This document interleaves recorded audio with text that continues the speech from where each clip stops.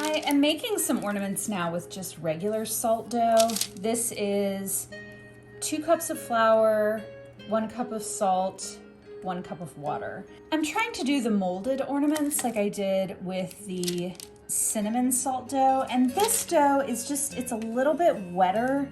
The cinnamon definitely dries this one out. So I'm doing a couple of things differently and I wanted to show you.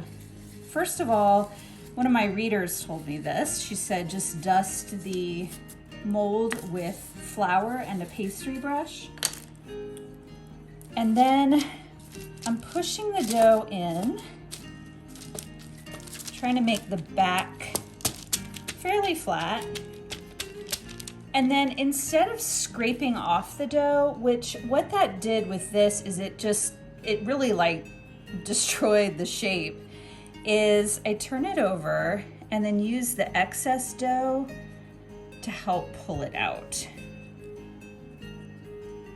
And it's just a patient process. Let gravity help you out a little bit too. And then I'll just use a knife and cut off the excess.